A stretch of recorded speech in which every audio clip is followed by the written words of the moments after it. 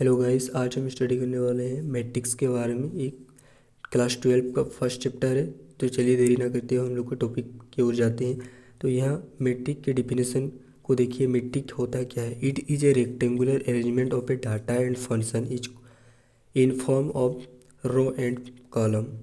तो यहाँ क्या कह रहा है कि ये जो है ये एक रेक्टेंगुलर अरेंजमेंट होता है of a data and function. Data और फंक्शन का रेक्टेंगुलर अरेंजमेंट होता है। डाटा मीन्स कुछ भी हो सकता है, 1 2 3 4 कुछ भी डाटा हो सकता है। फंक्शन जो होता है ना, आप इस तरह का कोई भी फंक्शन हो सकता है। अपने रिलेशन एंड फंक्शन में पढ़ा है फंक्शन, जैसे कि F of X equal to कुछ भी हो सकता है, जैसे साइन थीटा, या वाई एक्स इक्वल टू कुछ भी हो सकता है, इधर कुछ भी हो सकता है, अनदर कुछ भी हो सकता है। ये क्या है? ये सब हम लोग का फंक्शन होता है। तो इसे मैट्रिक क्या है? मैट्रिक जो होता है एक रेक्टेंगुलर अरेंजमेंट होता है किसका? डाटा और फंक्शन का, जो रो और कॉलम में फॉर्म होती है। इतनी बात क्लियर है।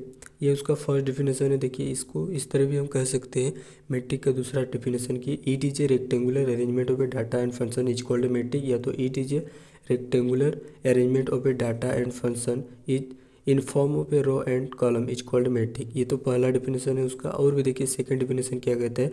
A set of a M N number. ये एम एन नंबर जो होता है वो रियल भी हो सकता है, इमेजिनरी नंबर भी हो सकता है। अपने कॉम्प्लेक्स नंबर पढ़ा होगा, इमेजिनरी नंबर भी हो सकता है। In the form of a rectangular array या arrangement of the m row and n column is called m n matrix. इससे भी हम क्या कर सकते हैं? दूसरा डिफिनेशन है मैट्रिक्स का। उसके बाद हम देखते हैं जो रो और कॉलम, बहुत बच्चों को पता नहीं होगा रो क्या है। देखिए, हॉरिजॉन्टल लाइन जो होता है उसको कॉल्ड रो होता है। जो अपने कॉपी में लिखा होगा, कॉपी जो देखा होगा इस तरह का लिखा रहता है, ये सब हम लोग का क्या होगा? ये हम लोग का रो होगा। और जो वर्टिकल लाइन जो ऊपर की ओर जाता है उसको हम क्या कहेंगे? कॉलम कहेंगे। इतनी बात क्लियर है। उसके बाद इसका जो हम देखें तो मैट्रिक्स का ये 3 ठो डिफिनेशन हमने देखा, पहला वाला इसका, और 3 ठो हमने डिफिनेशन निकाला। तो ये परफेक्ट डिफिनेशन देखिए। और भी डिफिनेशन, बहुत सारा डिफिनेशन निकाल सकते हैं इससे। मैट्रिक है, मैट्रिक किसे कहेंगे? ये परफेक्ट डिफिनेशन है matrix. A matrix is an order rectangular. Matrix जो होता है एक रेक्टेंगुलर का क्या होता है? ऑर्डर होता है, जिसको एराई या अरेंजमेंट किया जाता है of a number of function is called matrix. It is denoted by capital letter A B C या एक्स वाई जेड, कुछ से भी से हम डिनोटेट कर सकते हैं। इतनी बात क्लियर है। उसके बाद देखिए, उसके बाद जो ये कुछ भी हो सकता है। जो मैट्रिक किस तरह होता है? मैट्रिक को हम रिप्रेजेंटेड करते हैं बिग ब्रैकेट से या स्मॉल ब्रैकेट से। ये जो कभी कभी एनसीईआरटी में ज़्यादातर बिग ब्रैकेट का ही चर्चा किया गया है, इसलिए हम बिग ब्रैकेट का ही यूज करेंगे। इसमें देखिए स्मॉल ब्रैकेट है। तो in the matrix using the both bracket, matrix का दोनों ब्रैकेट में यूज होता है। Using the matrix both bracket, तो bracket of basic of matrix. Matrix का जो बेसिक है इसको थोड़ा देख लेते हैं।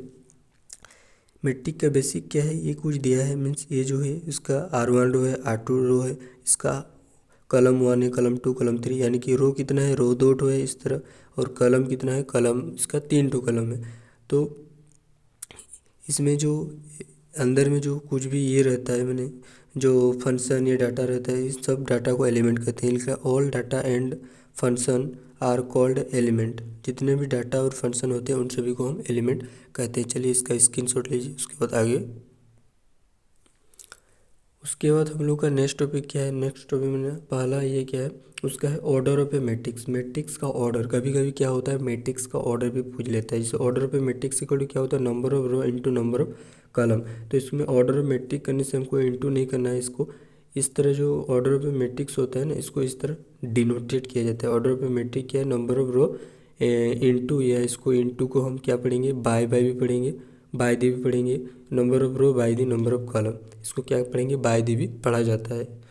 उसके बाद ये जो कुछ ये है, जिस तरह ये यहाँ कुछ एलिमेंट है रो में, ये क्या है हम लोग का? मैट्रिक। मैट्रिक इस तरह दिखता है, ब्रैकेट में से ये करते हैं तो इस तरह हम लोग का मैट्रिक दिखता है। इसमें नंबर ऑफ रो कितना है? इस तरह 1 ठो रो है, 2 ठो रो है। नंबर ऑफ कॉलम कितना है? 1 ठो, 2 ठो, 3 ठो कॉलम है। तो 2 ठो और 3 ठो कॉलम है, तो इसको यदि हम डिनोटेट करें, मीन्स ऑर्डर ऑफ, इसका ऑर्डर ऑफ मैट्रिक कितना होगा? 2 इंटू 3।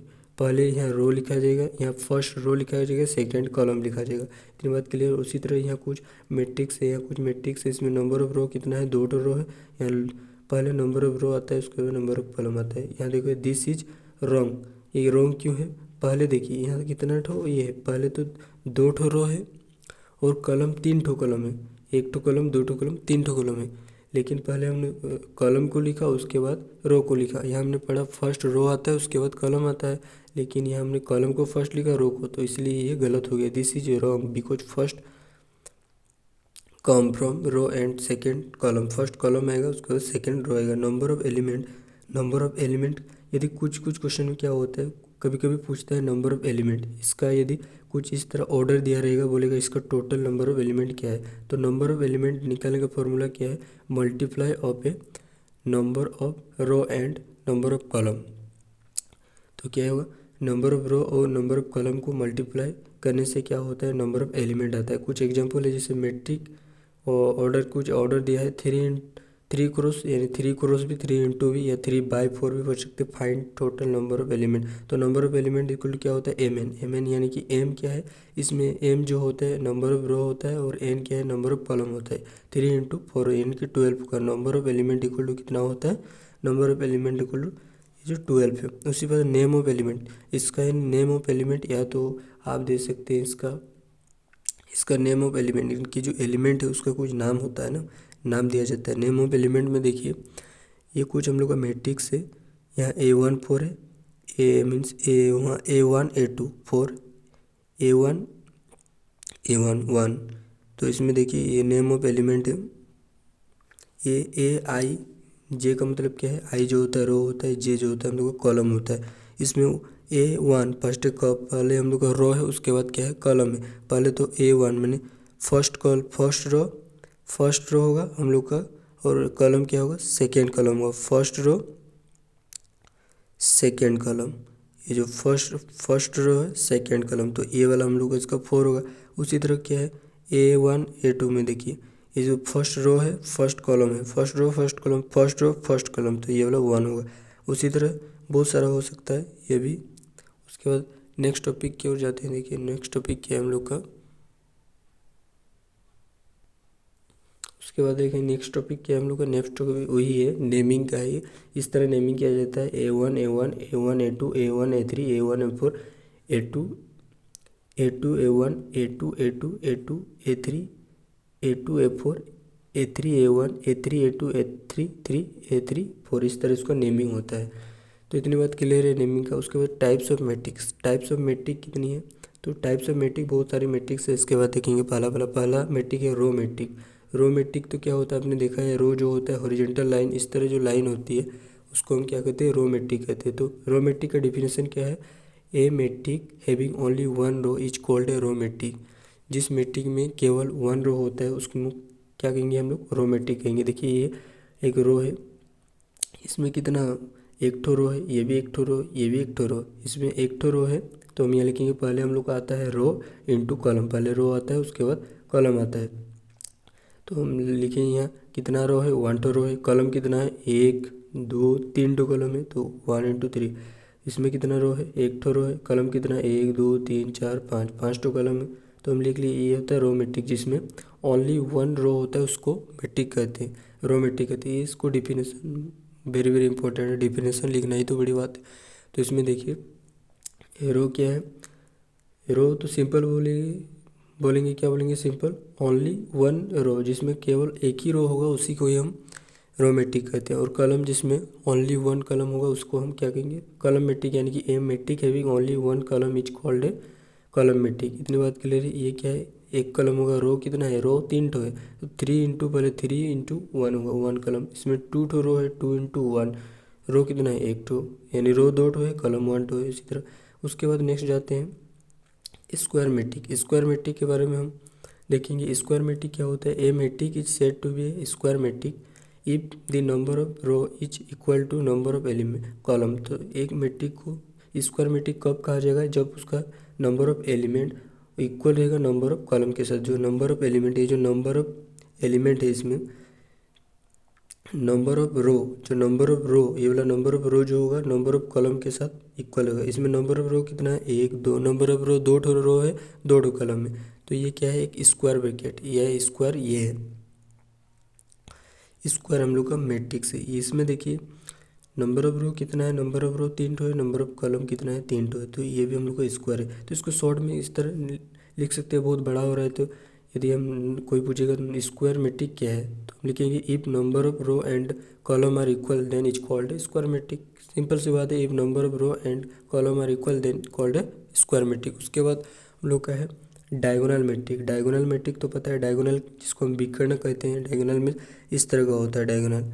ये जो 159 है ना, 159 ये भी डायगोनल है, ये जो 159 ये डायगोनल। तो डायगोनल इसका डिफिनेशन देख लेते हैं। इसी स्क्वायर, यदि कोई भी डायगोनल मैट्रिक कब कहा जाएगा, वो स्क्वायर में होना चाहिए, यानी कि स्क्वायर में मतलब रो भी समान होना चाहिए, उसका कॉलम भी समान होना चाहिए। तो ये स्क्वायर मैट्रिक इच से कॉल्ड है डायगोनल मैट्रिक। स्क्वायर मैट्रिक को ही डायगोनल मैट्रिक कहा जाता है। कब कब कहा जाएगा, कंडीशन क्या है, of each its non diagonal are zero. जो नॉन डायगोनल है, जो तो ये तो 159 ये तो डायगोनल है, जो ये 159 जो है ये डायगोनल है। जो डायगोनल नहीं है उन सब यदि जीरो होगा तो वो क्या होगा, डायगोनल मैट्रिक। जो डायगोनल मैट्रिक में क्या होगा, ये कुछ डायगोनल रहेगा, वन साइड में डायगोनल रहेगा और सब जीरो हो जाएगा, उसी को ही डायगोनल। तो ये स्क्वायर मैट्रिक को ही डायगोनल मैट्रिक कहा जाता है। Matrix of each its non diagonal में एलिमेंट आर जीरो। जितने भी नॉन डायगोनल एलिमेंट है वो जीरो होगा, तो इसे हम क्या कहेंगे, मैट्रिक्स कहेंगे, डायगोनल मैट्रिक। नेक्स्ट चलते हैं, चलिए। उसके बाद देखिए, उसके बाद हम लोग का है डायगोनल मैट्रिक, तो हमने देख लिया डायगोनल मैट्रिक का एग्जाम्पल। उसके बाद हम लोग का स्केलर मैट्रिक। स्केलर मैट्रिक क्या होता है, a square matrix is a set to be square matrix. Square matrix का ही बात क्यों आ रहा है इसमें, ये तो एक बात है। स्क्वायर मैट्रिक इसलिए आ रहा है क्योंकि रो भी कॉलम में होना चाहिए, नहीं तो गलत हो जाएगा। रो और कॉलम दोनों ही इक्वल होना चाहिए, नहीं सेम होना चाहिए, इसलिए स्क्वायर। तो एक स्क्वायर मैट्रिक को कब हम स्केलर मैट्रिक कहेंगे, देखिए इसमें, देखिए इसमें a square matrix is set to be equal, set to be scalar matrix if all the diagonal element are same. एक स्क्वायर मैट्रिक को हम स्केलर मैट्रिक तब कहेंगे जब सब डायगोनल क्या होगा, सेम रहेगा। उसमें क्या था, डायगोनल में क्या था, वो कुछ डायगोनल में था और वो सब जीरो था, यानी वहाँ डिफरेंट था, अलग अलग था। जो डायगोनल है इसमें क्या है, डायगोनल में 187 है, लेकिन स्केलर में क्या होगा, सेम, सब एलिमेंट सेम रहेगा। 2 मीन्स कॉन्स्टेंट रहेगा, सब एलिमेंट सेम रहेगा। मीन्स स्केलर में क्या होता है, सब सेम रहेगा। अपने स्केलर वेक्टर का तो चैप्टर पढ़ा ही होगा। उसके बाद देखते हैं हम लोग का नेक्स्ट है आइडेंटिफाई मैट्रिक। आइडेंटिफाई मैट्रिक को ही हम लोग यूनिट मैट्रिक के नाम से जानते हैं। यूनिट मैट्रिक मतलब क्या, जीरो होगा। तो आइडेंटिफाई या यूनिट मैट्रिक किसे कहते हैं, a square matrix where diagonal matrix. एक स्क्वायर मैट्रिक जहाँ एक डायगोनल मैट्रिक आर यूनिट। एक स्क्वायर मैट्रिक का तो बात होगा, square matrix where diagonal matrix, जहाँ डायगोनल मैट्रिक क्या रहेगा, यूनिट रहेगा। ये मीन्स 1 या and remaining are zero is called है मैट्रिक। तो इसमें क्या होगा, जो इसमें हमने सब इक्वल रहता है, मीन्स यहाँ देखिए जो जितना भी आइडेंटिटी मैट्रिक में जितना भी डायगोनल में रहेगा वो सब 1 ही रहेगा। तो आप कह सकते हैं कि स्केलर मैट्रिक और यूनिट मैट्रिक में क्या फ़र्क है, दोनों ही तो एक ही होते हैं। इससे जो यूनिट मैट्रिक होता है, स्केलर मैट्रिक होता है, सब स्केलर मैट्रिक होता है, लेकिन सब स्केलर मैट्रिक यूनिट मैट्रिक नहीं होता है। इतनी बात के लिए सभी आइडेंटिफिकल जो मैट्रिक होता है वो स्केलर मैट्रिक नहीं होगा। सभी आइडेंटिफिकल मैट्रिक ये स्केलर हो सकता है, लेकिन ये स्केलर ये यूनिट नहीं हो सकता। ये केवल 1 ही होना चाहिए। जीरो या नॉल मैट्रिक क्या है, इसमें तो पता है सब जीरो होगा। A matrix set to be a null matrix if all the element in the matrix are zero. सब एलिमेंट क्या होगा, जीरो रहेगा, सब एलिमेंट जीरो रहेगा, तो उससे हम क्या कहेंगे, जीरो मैट्रिक कहते हैं। उसके बाद नेक्स्ट टॉपिक क्या है, देखिए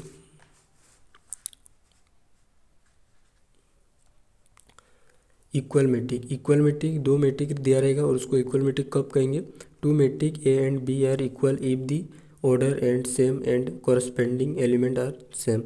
यदि उसका जो ए बी एलिमेंट कब सेम रहेगा, यदि उसका ऑर्डर सेम रहेगा, ऑर्डर क्या रहेगा, सेम रहेगा, order are same and corresponding element are same, corresponding element भी सेम रहेगा, तो उसे हम इक्वल मैट्रिक कहेंगे।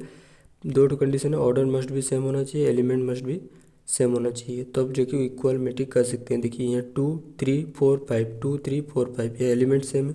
ऑर्डर कितना है, देखिए 2 रो है, 2 रो है, ठीक लिखा है, 2 कॉलम है, 2 कॉलम है। इसमें भी 2 रो है, 2 कॉलम है। तो इसमें क्या है, ऑर्डर और एलिमेंट सम है, दिस इज इक्वल मैट्रिक, ये इक्वल मैट्रिक होगा। और ये बट बट ये इसमें क्या है, देखिए इसमें तो ऑर्डर तो सेम होगा, दो ठो पेयर है यानी दो ठो रो है दो ठो कॉलम है, ठीक है। इसमें दो ठो रो है दो ठो कॉलम है, ठीक है। लेकिन 4 5 7 6 7 4 5 7 6 है, तो ये नहीं हो सकता है, एलिमेंट नॉट सेम, ये सेम नहीं हो सकते हैं। नोट दीजिए, यदि एक्स वाई, यदि कुछ क्वेश्चन में दिया जाएगा कि इस तरह का क्वेश्चन एक्सरसाइज में देखने को मिलेगा, तो x y z y equal to a B c d यदि इक्वल दिया रहेगा तो एक्स वाई जो है एक्स ए के साथ बराबर होगा, वाई बी के साथ, जेड ए सी के साथ, डब्ल्यू डी के साथ, एक्स एक साथ एक्स एक साथ वाई बी के साथ, जेड सी के साथ, डब्ल्यू डी के साथ बराबर होगा। उसके बाद अपर ट्रायंगल मेट्रिक, अपर ट्रायंगल मेट्रिक क्या होता है, अपर ट्रायंगल मेट्रिक वो मेट्रिक होता है, देखिए ये स्क्वायर मेट्रिक है, स्क्वायर मेट्रिक की ज़्यादा इंपॉर्टेंट है, देखिए स्क्वायर मेट्रिक बहुत ही इंपॉर्टेंट है। A square matrix is said to be an upper triangle matrix of matrix if all the element below the diagonal are zero. तो डायगोनल के ये जो डायगोनल है, डायगोनल के पहले डायगोनल के ये जो में डायगोनल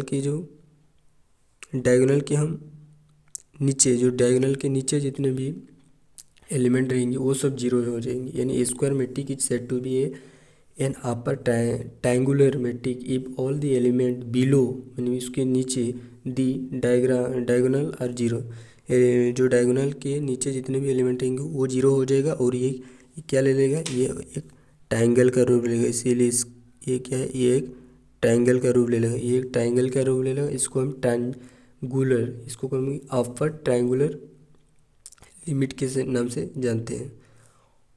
उसके बाद हम लोग का है लोअर ट्रायंगुलर मेट्रिक। तो square matrix is said to be lower triangular matrix if all the element above the diagonal are zero, जितने भी ऊपर का डायगोनल है वो जीरो हो जाएगा, तो अबव डायगोनल है वो जीरो हो जाएगा। इस तरह डायगोनल मीन्स ये क्या है हम लोग का, ये लोअर मेट्रिक अपर मेट्रिक है। उसके बाद हम लोग को देखते हैं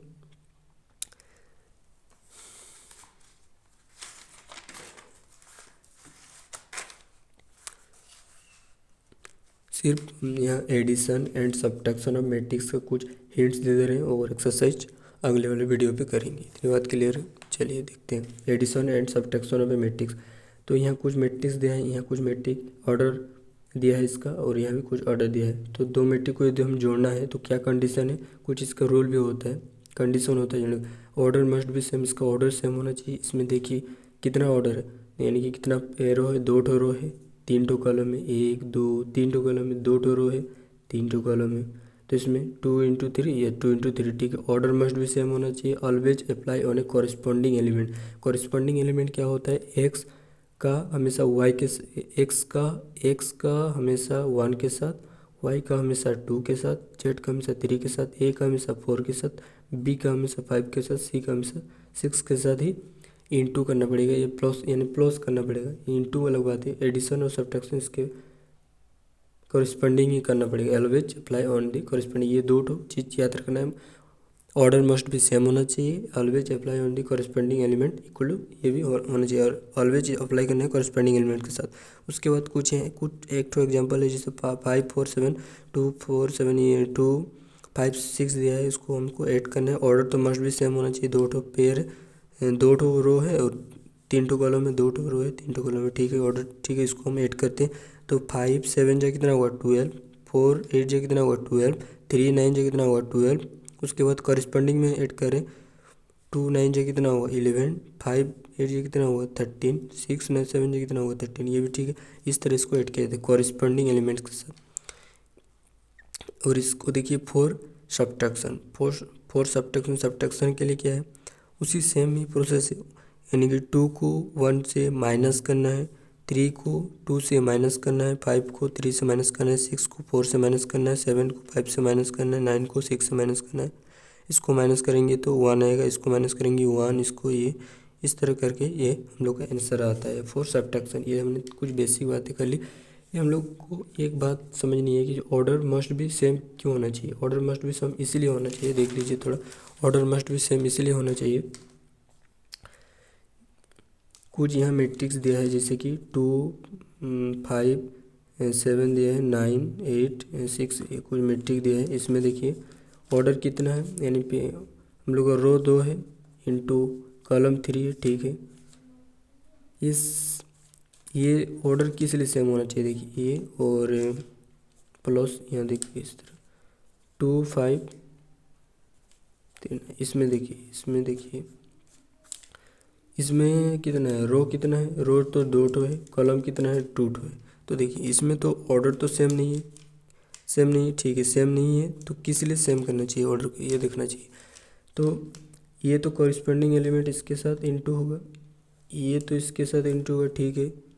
ये भी हम लोग का इसके साथ, ये भी इसके साथ, लेकिन ये जो 7 और 6 बच गया ये किसके साथ मल्टीप्लिकेशन होगा, इसलिए इसको सेम करना चाहिए। समझ में भाई आई इतनी बात, बोलो क्लियर है। तो अगले वीडियो में मल्टीप्लिकेशन ऑफ मैट्रिक्स के बारे में डिस्कस करेंगे। Thank you. वीडियो पसंद आए तो लाइक शेयर एंड सब्सक्राइब करें। आने वाले वीडियो यहाँ से आप मैथ पढ़ सकते हैं आसानी से फुल कंसेप्ट के साथ।